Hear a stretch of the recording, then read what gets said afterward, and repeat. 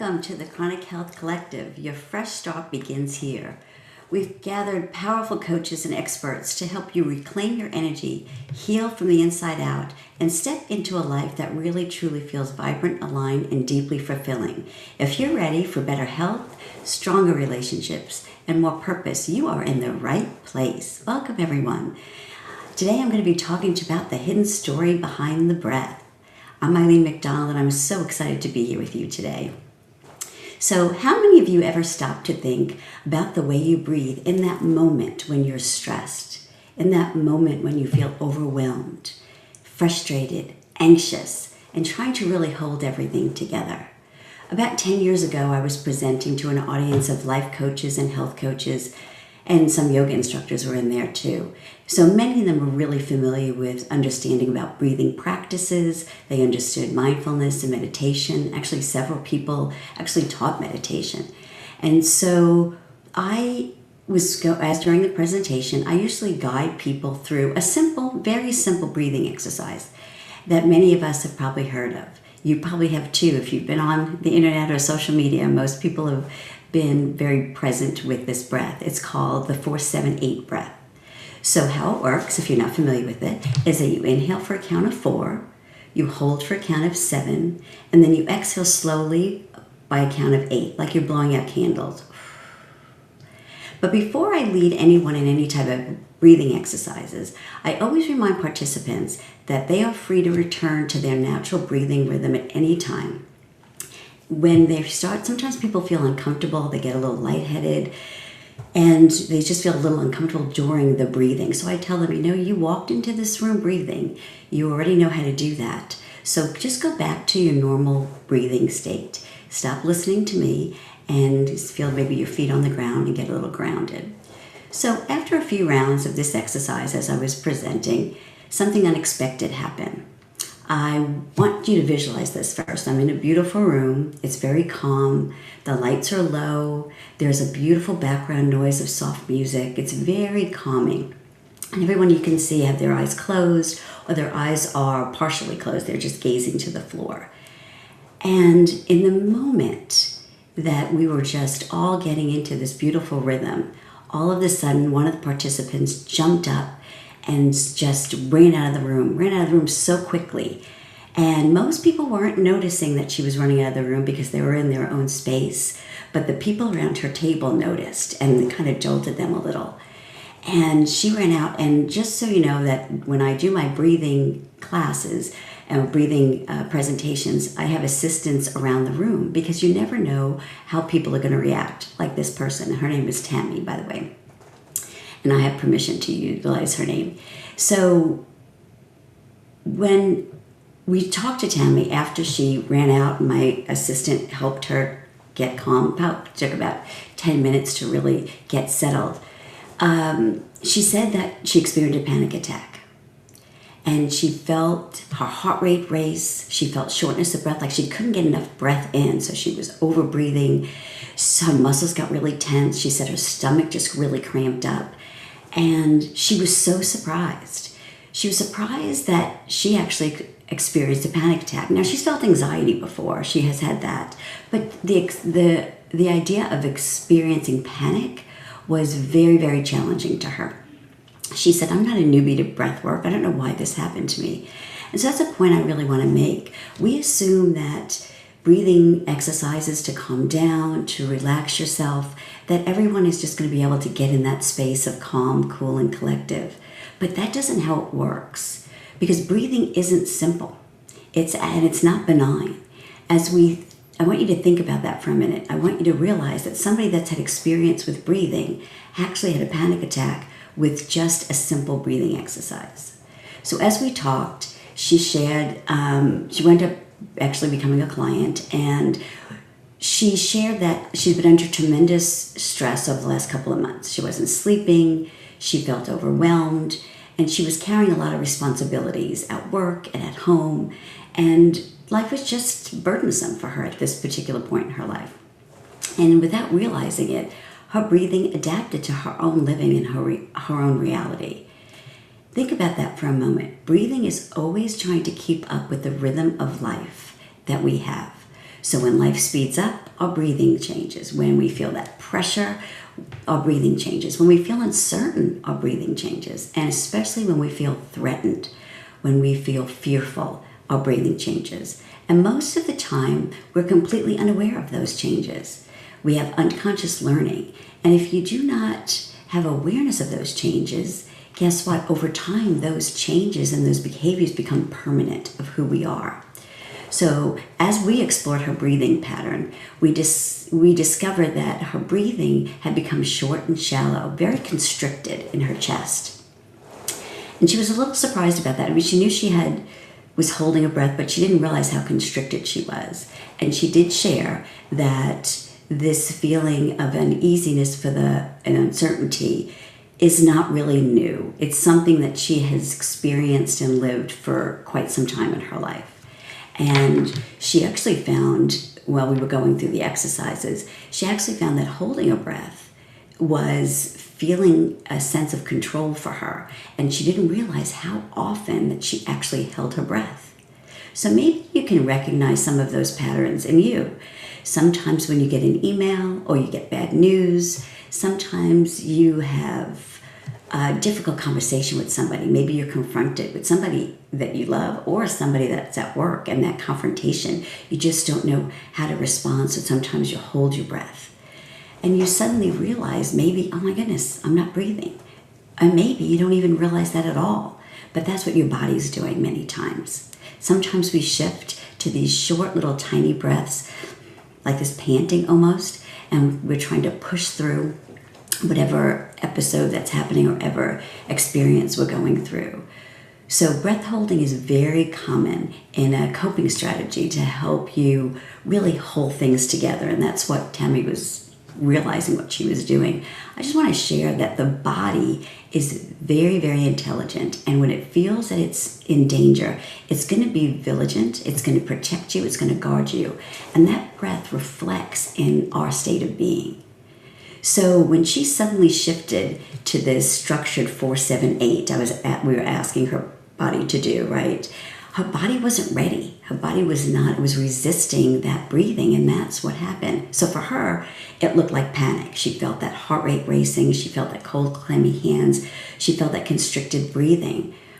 But I want to give you a different perspective. I want to let you know that what I was able to see, we were able to practice through some negative reinforcement breathing techniques, is that her breathing was dysregulated already, but that was familiar to her. That was comfortable. That was keeping her in control.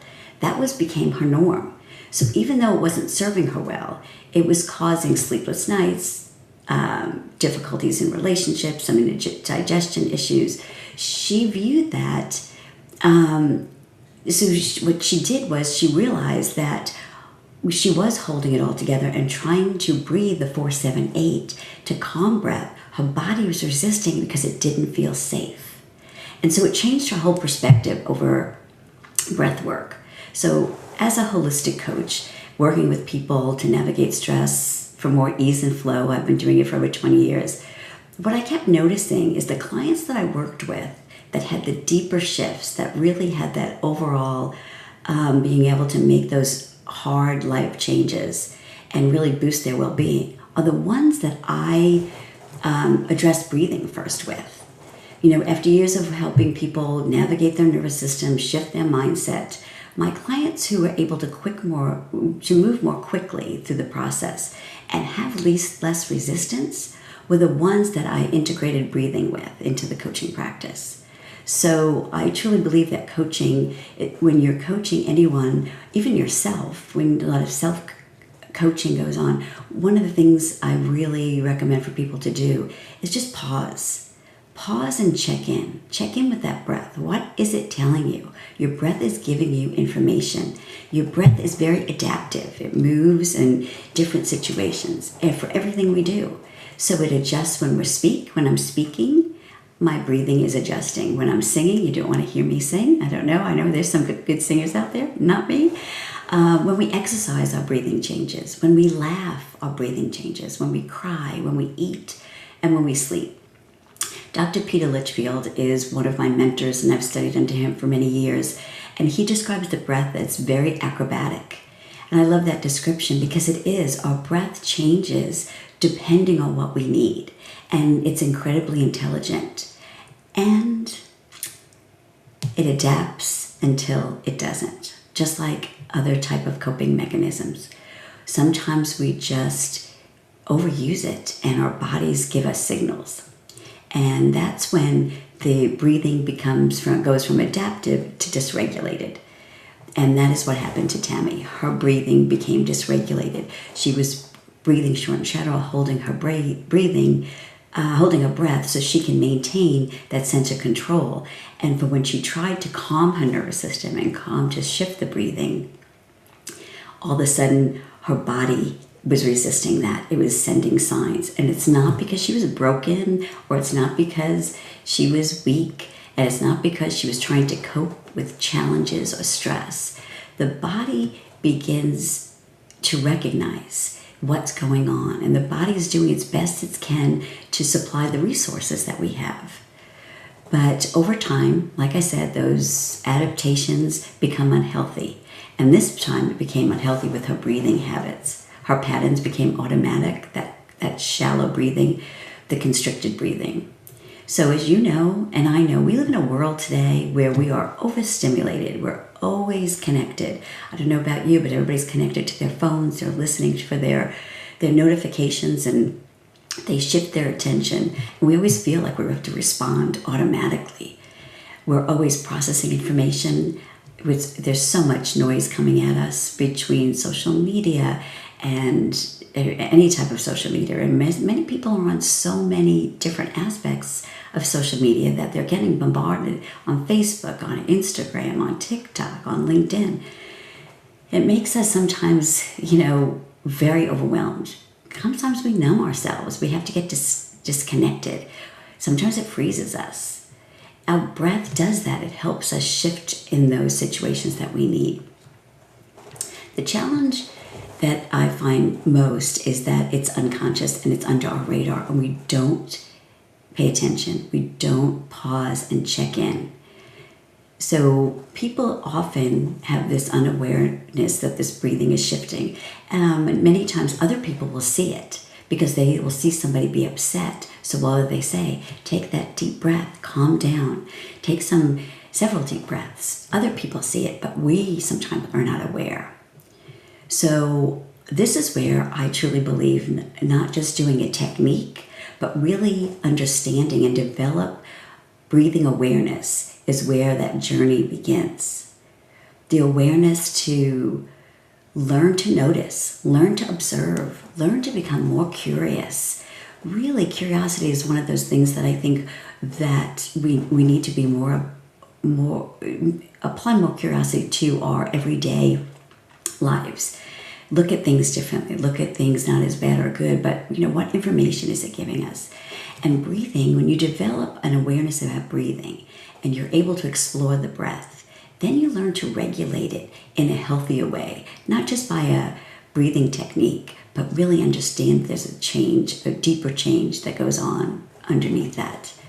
Because when we can change our breathing patterns, and we can recognize that they exist by giving attention and being intentional in our breathing, it didn't matter that Tammy knew all the breathing techniques there were out there. She taught, I think she taught yoga for something like 5 or 6 years, but she still wasn't aware of her breathing. So in order to change that, in order to live better, we need to develop an open awareness. So over the years, through my work as a nurse, a coach, a breathing trainer, I really have that deep appreciation for the breath.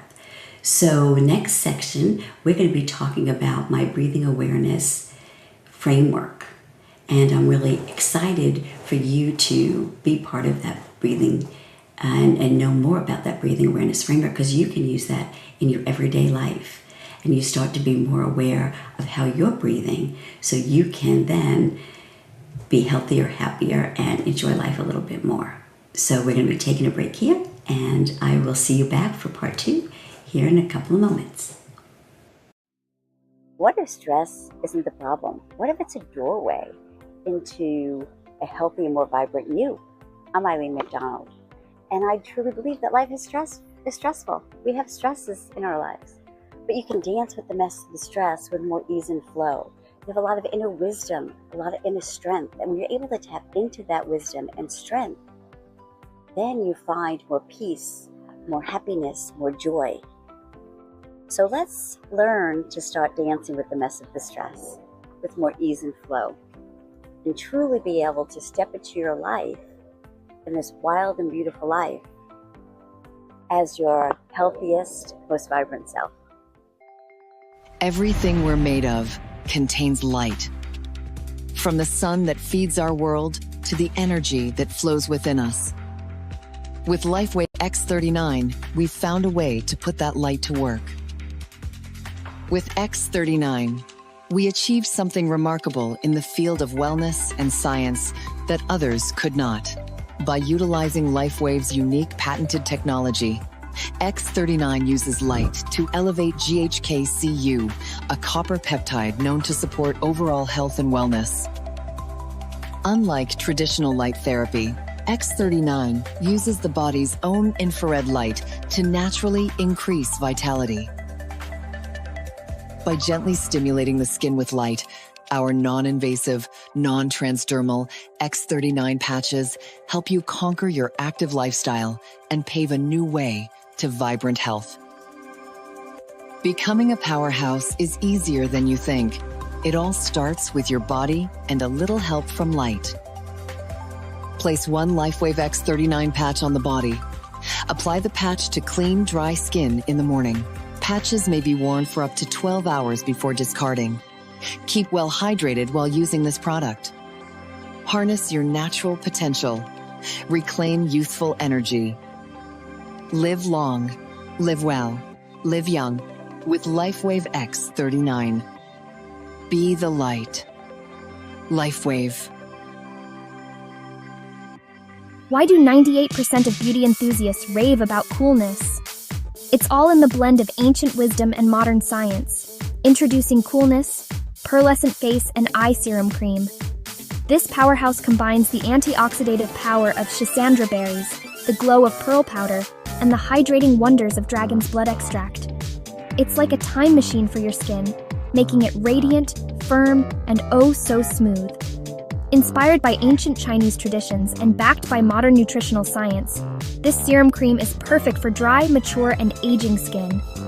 It's time to unlock your inner glow with Coolness. Treat your skin to the best of both worlds today. Welcome back to be part 2. I'm really excited to share this breathing awareness framework with you. I've been sharing this in more detail, of course, with a lot of coaches, and they've seemed to really be able to take their patients and their clients to their next level. So when we talk about building awareness, I look at it in 3 dimensions. The first dimension is breathing mechanics. How do you move that air in and out of your lungs, right? The second dimension is breathing chemistry.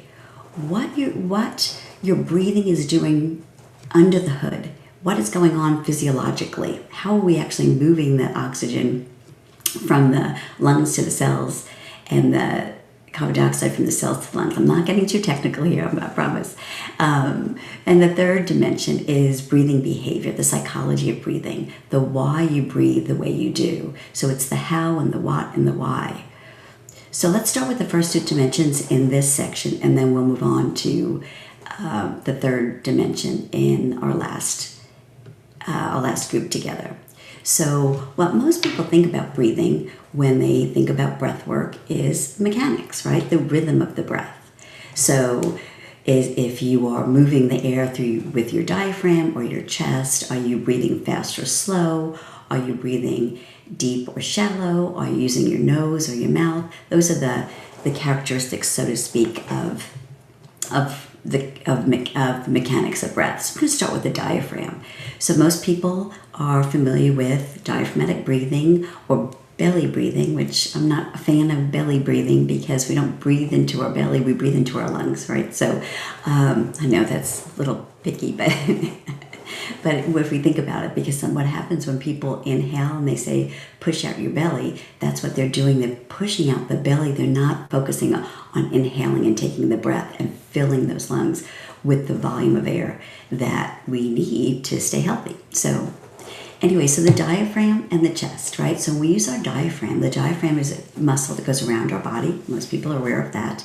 And when we use our diaphragm to breathe, what happens when we inhale, our diaphragm drops and opens up. It allows a space in our rib cage for more air to drop in there, which is wonderful. And some people look at it as an umbrella when you inhale and you exhale. Think about the opening and closing of an umbrella. That when you open the umbrella, you give it some space, and then when you close it, it contracts. So when you are thinking about breathing and utilizing your diaphragm and engaging your diaphragm, you're not only utilizing it actually for breathing, but I want you to think about that we work as a whole, right? Our body works as a whole. And when we use our diaphragm appropriately to breathe, it's actually massaging all of those internal organs. And that's what we need when we look at the body as a whole. When we talk about breathing, our diaphragm not only does breathing to maintain the oxygen and carbon dioxide, but it utilizes that diaphragm to work with the other parts of the body as in a holistic way, which I think is beautiful.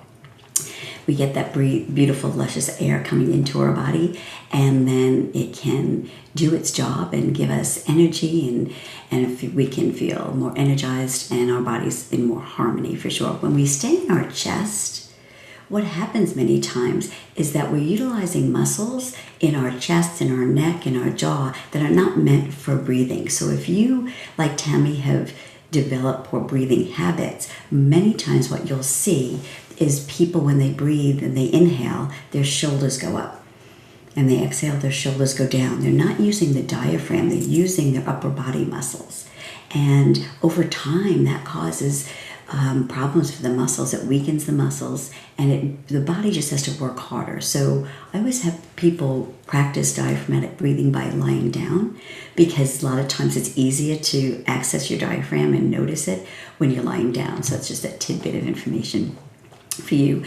I just want to say that where I find a lot of people breathing through their chest is many times it's women, because I have some men too that do it, but women particularly, because what they do is they've been trained and taught to hold in their stomach, hold in their gut, right? Because we don't want that to puff out. So what we do, we've trained our bodies to breathe through the chest and not utilize the diaphragm. And that can cause long-term issues, like I said, but it also causes a lot of breathing issues, because we're having to breathe faster and a little bit harder if we're in our chest. So that's where that increase in that rhythm comes in. That shorter, shallower breathing comes in when we are not engaging in that diaphragm. And when we breathe in our chest, what actually does, it sends signals to the brain that we're in fight or flight, that we're in danger. So think about how many people out there that are really struggling with anxiety. And many times in my clients that I see, it is because they are chest breathers, and we need to reset that, unlearn the chest breathing, and relearn the diaphragmatic breathing, because it really does impact your body. The next is your nose and your mouth.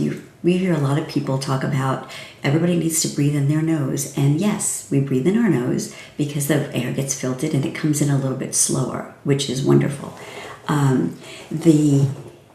The issue with that is some people can't breathe in through their nose because they have obstructions, and so they are mouth breathers and they take in too much air. So the practice of when you're a mouth breather is taking in softer, slower amounts of air, not the big gulps that dysregulates you. So most people breathe in like that when they breathe through their mouth. So I have them practice just breathing in like they're breathing in through a straw. And just see what that feels like. See if it feels a little more comfortable. I know there's a lot of popularity around mouth tape, and I'm a big fan of mouth tape. I think that mouth tape is wonderful. Just have to make sure I don't recommend any particular one, but make sure that it is the ones you pick, have the research behind it, because there's a lot of things out there on the internet that are not as as healthy and as effective. The next thing we're going to talk about is breathing fast or slow. Most people think everybody needs to breathe slow. Slow it down. And I tell people all the time when I'm working with them, depending on where I meet them, where they're at, so what their breathing patterns are. And it is, when we breathe slower, we do activate that part of our nervous system to calm down. But I want to share with you that if you are teaching breath work, or you are practicing breath work, or helping people calm down, and you have them do that, that deep breath. If you have any type of metabolic issue that's going on in your body, such as diabetes, actually slowing the breath for them can cause more metabolic issues and more imbalances, because I'll talk about this in a little bit. But what happens with the breathing, when diabetics breathe faster, they need to get rid of more carbon dioxide in order to manage the pH in their body in a different way, because metabolically things are shifting and imbalanced. So and the other thing is too, for people who have seizure disorders, have to be really careful, because if they change that carbon dioxide level, sometimes that makes a definite change. The other thing that happens to all of us, I hope all of us, maybe not all of us, is exercise. When we exercise, we increase the demands of the body. And when we increase the demands of the body, then sometimes we have to breathe a little bit faster. And we do that so we prevent lactic acid buildup in the body, right? And so we don't want leg cramps. So most people can relate to that. Maybe people can't relate to the metabolic imbalances, but you could definitely relate to working out, exercises, running upstairs, things like that. So mechanics of breathing are important, they matter, but they're not the only part of the story. Your mechanics alone can't explain why two people can perform the same breathing exercise and have totally, completely different experiences. Like just in my presentation, several people after the 4-7-8 were calm. They really enjoyed it. Others felt really grounded and present. Others felt anxious afterwards. I always get a feedback of where they're at. Not only one person panicked, but some people feel anxious. Some people just feel uncomfortable. Some people have a hard time taking that fuller breath. They're not used to that. It's a little strange. So they might not go full-fledged panic, but they know it's uncomfortable. And I just want to remind people that breathing is very unique because it's voluntary and involuntary, right? You can choose to take a deep breath right now if you choose to. You can choose to hold your breath. You can choose to breathe faster. You can choose to breathe slower. Yet, the moment you stop paying attention, your body takes over. It's that involuntary. So if we've learned breathing patterns, or your body has learned breathing patterns over a period of time, maybe that natural breathing or that normal breathing that you go to involuntarily, maybe it's just breathing. Maybe it's not. Maybe it's breathing a little bit faster. Maybe it's holding your breath. Maybe it's breathing shallow, deep.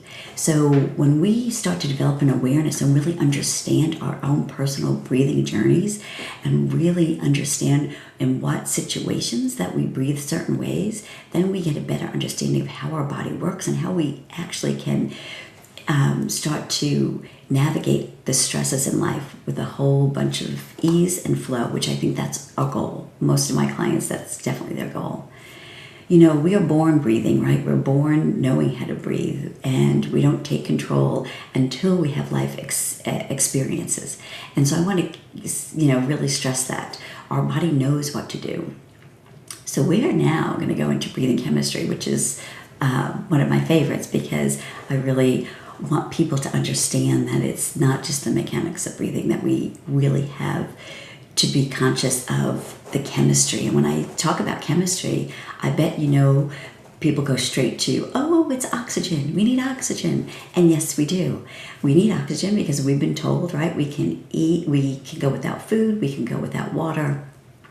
But what we can't go without is oxygen. And our bodies do not have a reserve of oxygen. So we go straight to, oh yes, it's oxygen. But in many ways, I want people to realize that carbon dioxide, what we breathe out, is really misunderstood. The carbon dioxide really is the key to breathing healthy.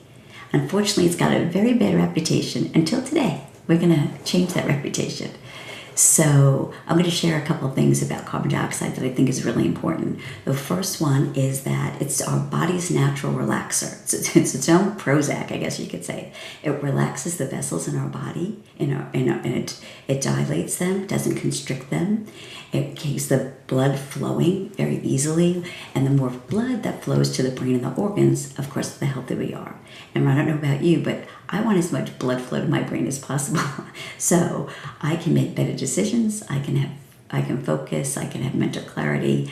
I can relieve some of that brain fogginess, that scatteredness, and that unclear thinking. And some of those things, that's exactly what Tammy was experiencing.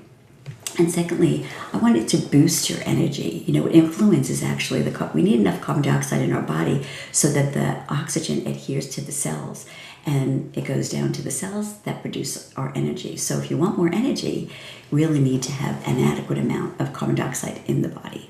And the third, it helps navigate our nervous system functions, which for me, I think we've all learned how important it is to navigate our nervous system, the sympathetic, the parasympathetic, or people are familiar with the polyvagal part of that nervous system. But I will tell you what I've learned doing biofeedback on many people and doing research is that if your carbon dioxide level is too low, that nervous system, no matter what exercises you do, is really going to have a difficulty regulating. Because if our carbon dioxide level is too low, we constrict. And if our body's constricted, it's going to send signals to the brain to keep us in that stressed out state. Another important, which I think is extremely important for every cell health too, is the significance that carbon dioxide plays on balancing the acid-base balance in our body. It's maintaining the pH of our cells. So I want to say carbon dioxide is not simply a waste, that we really need to pay attention because it gives you information, it helps you regulate, and helps you balance. The challenge occurs when we exhale too much carbon dioxide, and that's called overbreathing. When we overbreathe, and we have a tendency of doing that sometimes when we're holding our breath or do short and shallow, that overbreathing immediately stimulates and it triggers and exacerbates any maybe physical, emotional, or mental issues we're having that really truly impact our total well-being and our performance. I'll tell you a story about my performance in the next thing of how it truly affected me. So when we found that what Tabby was doing, she was overbreathing. Her CO2 levels were low. So the normal is 35 to 45 millimeters of mercury, and hers was 25 to 30 during that. So her carbon dioxide levels were too low. And it was monitored by a capnometer, a biofeedback device that I used that attached with the nasal cannula, and you get to see in real time the breathing chemistry and then also the breathing mechanics. So that 4-7-8 shift for her, her physiology was not ready for that. It was something that her body was resisting. And so that's why she had that panic attack. And I want to say it's not psychological, it's physiological. And I think that's where people start to confuse or they get nervous when they have anxiety or they have panic attacks. They think it is just psychological.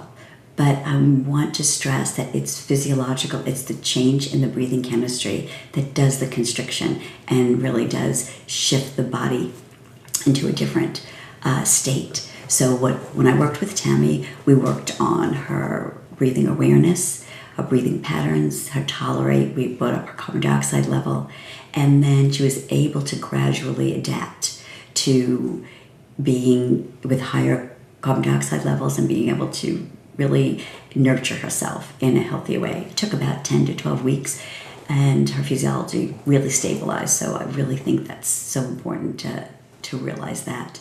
So when we talk about breathing and the quick fixes, this is where sometimes we can't do quick techniques.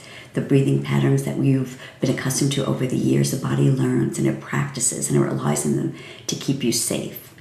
So the fact is many people overbreathe and they don't realize it. And it's, like I said before, it's unconscious. And we need to be able to understand how we're breathing with the breathing chemistry. So we are going to next, as we come up, and we're going to understand the third aspect of the framework, which is breathing behavior. So I am excited to be sharing that with you too. So we'll be exploring the behavioral and psychological aspect of breathing awareness. What if stress isn't the problem? What if it's a doorway into a healthy and more vibrant you? I'm Eileen Mcdonald, and I truly believe that life is stressful. We have stresses in our lives, but you can dance with the mess of the stress with more ease and flow. You have a lot of inner wisdom, a lot of inner strength, and when you're able to tap into that wisdom and strength, then you find more peace, more happiness, more joy. So let's learn to start dancing with the mess of the stress with more ease and flow, and truly be able to step into your life, in this wild and beautiful life, as your healthiest, most vibrant self. Is your skin aging, dry, tired, and dull? Are you putting on more and more makeup to cover the fine lines and flaws? Now you don't have to. Coolness Skincare, developed by a middle-aged woman just like you. 2 years in formulating pearlescent face and eye serum cream with Schisandra berries and dragon's blood extract for your face, eye, and neck. And the vegan version, Deep Love Face Cream, featuring powerful blue tansy. This face cream is everything you are looking for. Feel your beauty.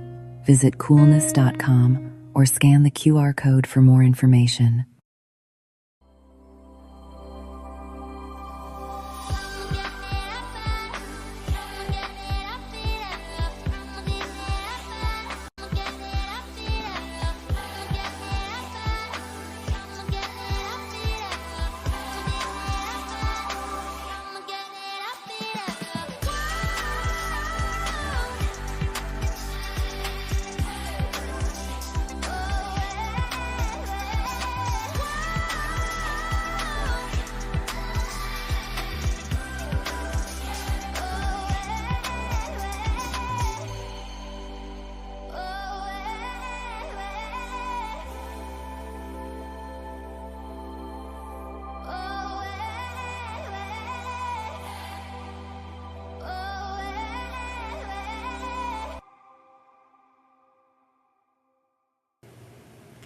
All right, we're back for part 3. So glad you're back with me. So this part of the framework is the third dimension, which is breathing behavior, the psychology of breathing. Pretty much, why are we breathing the way we are? You know, that's always the question that I ask people, and they really get a little confused when I ask that question. So breathing is a learned behavior. And just like any behavior, it's shaped by our experiences, our emotions, our beliefs, perceptions, memories, and our environment. And did I say emotions? Oh yeah, I did, right? Making sure you hear that, because it really is shaped by our emotions. Think about how your breathing changes throughout a typical day. Or maybe you don't think about how your breathing changes in a typical day. Some people don't. And I'll just give you a heads up. We breathe over 900 times an hour, over 22,000 times in a day. So it's interesting that sometimes we don't even think about what our breathing is doing, something we do so often. So imagine sitting quietly. It's in the morning and you're enjoying a cup of coffee, or in my case, I'm a tea drinker.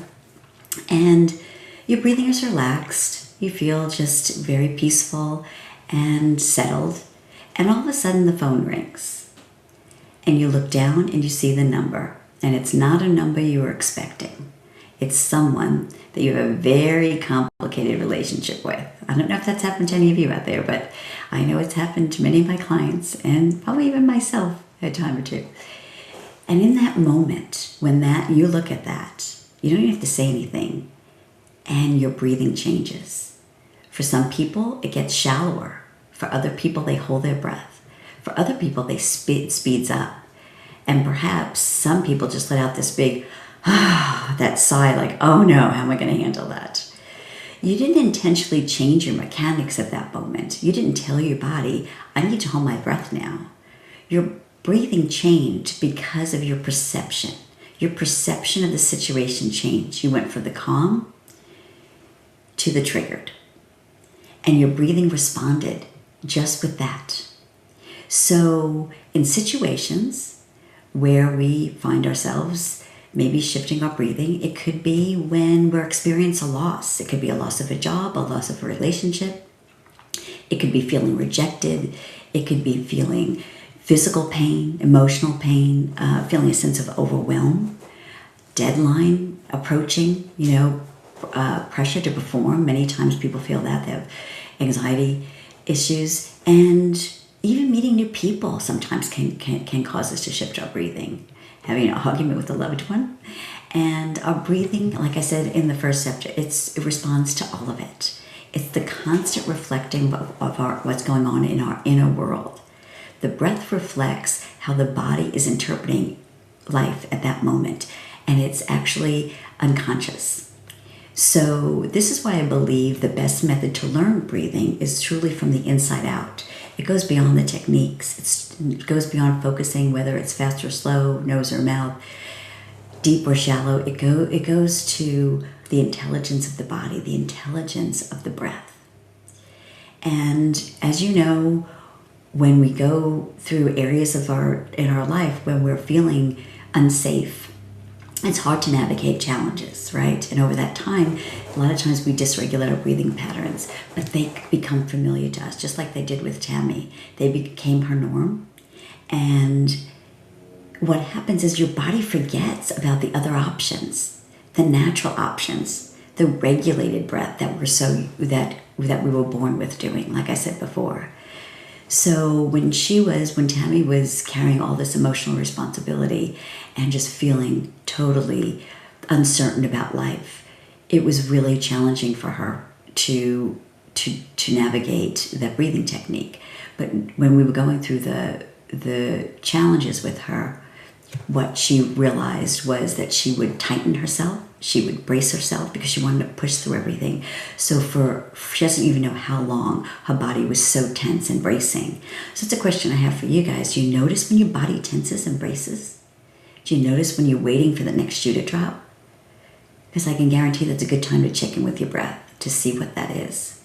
So as she was reflecting of her breathing and what she learned over the time, she was realizing her coping skills were that short, shallow, protected breath, and that she needed to be able to undo that. And so through a lot of work that she's done at home, not just with me, but you do a lot of work at home, really developing that awareness, paying attention to certain scenarios, certain emotions, she was able to shift and have a more regulated breathing pattern, which really had helped her.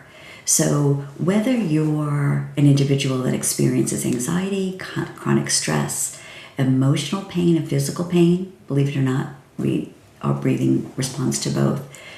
Many times we overbreathe, and when we're overbreathing, that shift in that carbon dioxide is also known as a state of hypocapnia. And we do that many times for years on end. We just do that overbreathing constantly, and that causes our bodies to respond to what they call secondary gain. We gain something from breathing like that. And that is where the challenge of the changing comes in. That's why techniques sometimes don't work unless you work them through some of these secondary gains. So one would be that you're feeling these emotions and you want to avoid the emotions. So you start to overbreathe, and then your brain then helps you disconnect. You become disassociated from the emotion, or you disassociate from the feeling. And in that feeling, you don't get to feel the feels, but you can operate, and you can be not really present, but you can be doing on that automatic pilot type of way of operating. And the body adapts to that. And that becomes your normal, but not your natural. The one area where it really picks up is in pain. So when you're experiencing pain, a lot of times our body shifts to overbreathing, because when we overbreathe, we decrease that carbon dioxide, our body disassociates, that then we feel less pain. So if you have back pain or chronic fibromyalgia or something along those lines, many times people have learned to overbreathe, lower their carbon dioxide. It does help with the pain, but what happens is that it's not helping them navigate other areas of their life. They can develop some neurological issues, they develop cognitive issues. Some people have actually developed heart issues, palpitations, digestive issues, and their body seems to be over-breathing for the pain, and then all of a sudden we have all of these other issues that come up. So those are the secondary things that we need to address. Many times with my clients, they don't come in with over-breathing, but they come in with feeling that they can't navigate stress very well, that they're anxious, that they want to find joy and happiness in their life, and then we find out that something in their life has caused them to overbreathe, and because of that, now that is cascaded into so many other things of why they're not able to focus, right? We talk about the secondary gain. Sometimes we want to be removed from a situation. We don't want to be social. We want to be removed. It's safer that way. So that's that secondary gain. So I'm going to tell you, I told you I would share a personal story about me. And so here I go. I'll tell you how I became dysregulated. So I don't know about you, but many people don't like doing public speaking, right? I was okay with public speaking. Wasn't great with public speaking about 15, 20 years ago, but I was okay with it. But the first big presentation that I presented at was a health and wellness conference. And that's when I felt like I had my out-of-body experience. My blood definitely drained from my brain. I was preparing for this presentation, and I was totally prepared. We had 45 minutes to speak. We had to send in our PowerPoint presentations 2 weeks before, so they had to review it to make sure everything was great. Everything was good. I got the thumbs up. So as I'm sitting in this auditorium, I'm feeling a little anxious, but I feel excited too. I feel a little both, right? So I looked at it as more excited than I was nervous. But right before me, a doctor got up, a neuropsychologist got up from the Dallas Center for Brain, and she got up and do her talk. And when she got up there, she said, "I'm changing my presentation. I was going to talk about something else, but something came up recently that I think it's important I want to share." So as I'm sitting there watching her presentation, I can feel my anxiety level elevating. And if it's 1 to 10, I think I hit 100, because half of her slides that she was presenting and talking about were the same ones that I had in my presentation. And I kept thinking, oh my, what am I going to do? I can't change my presentation. Can I say something different? I practiced it. What is going to happen? And then I started thinking, oh my gosh, what are they going to think from me not being a neuroscientist or an MD or a doctor of neuroscience? I've studied neuroscience for many, many years, but I don't have the credentials as a doctor. So imposter syndrome kicked in for me, and I thought, oh my goodness, they're not going to, what am I going to say? Can I shift it up? Are they going to take me seriously? So many thoughts went through, and I started really breathing heavy. I felt myself really tensing. I felt my chest tensing, and then it was time for me to present. So I had to walk up there. I bet if you would have tested my carbon dioxide level, it would have been extremely low at that point, because I had no blood flow to my brain at all. I was on autopilot. I presented that presentation. I don't remember exactly what I said. It took me several hours, I felt like, to get back into my body, and I swore off presenting for quite some time, because in that time, so many things were going through it, and the body took over, and the stress response kicked in, my overbreathing kicked in. Then I started having all of these thoughts, and I really was not grounded, centered. I've learned a lot more since then. That's, like I said, 15 plus years ago, but I'm telling you, that was an experience that I will always remember.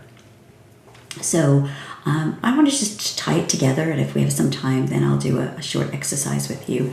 But I want to tie it together and to really stress that breathing is more complex than just taking a few techniques or learning a few techniques. It might calm some people. Some people might have a regulated nervous system and they have not learned to overbreathe. And so breathing techniques are beautiful for them. And I teach those to many people. But I want you to realize that there are a big part of the population that those breathing techniques or yoga breathing or yoga or meditation is really challenging for.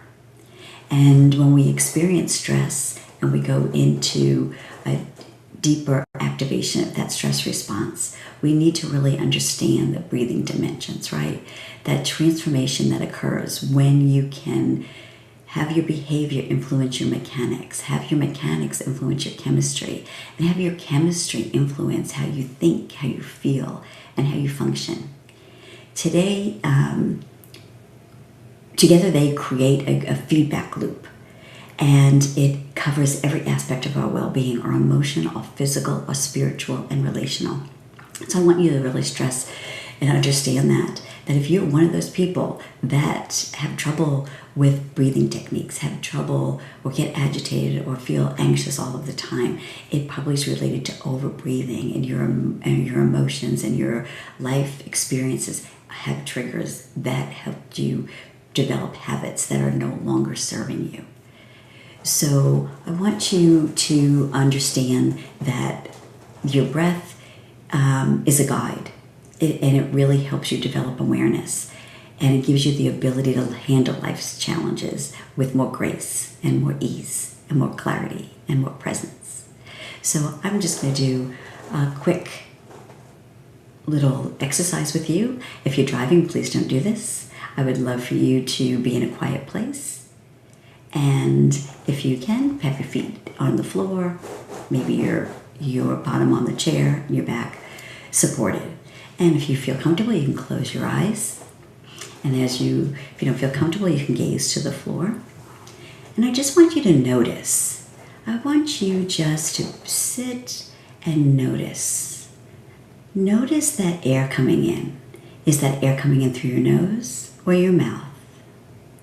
No judgment. It's observation. And as that air comes into your body, as it nourishes your body, do you feel that the air is able to get down and expand that diaphragm? Do you feel the diaphragm expanding on the inhale and contracting on the exhale? Or do you feel the air get stuck in your chest?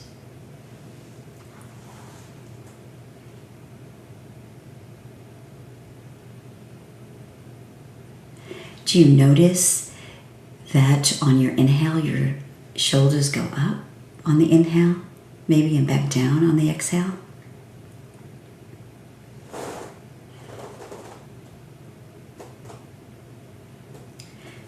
And do you notice as you're breathing, as you're allowing the body to be nurtured with oxygen, do you feel resistance at all? Do you feel that maybe as you take the breath in, that inhale is challenging to take in? There's a little resistance? Or is the inhale easy? And on the exhale, do you notice if it's effortless? Just that minor observations of your breath and how it feels as it's entering the body gives you a sense of awareness. You can practice some of those and just notice in different times and different positions, different circumstances, because the noticing and the awareness will help you really gain insight into some of the breathing.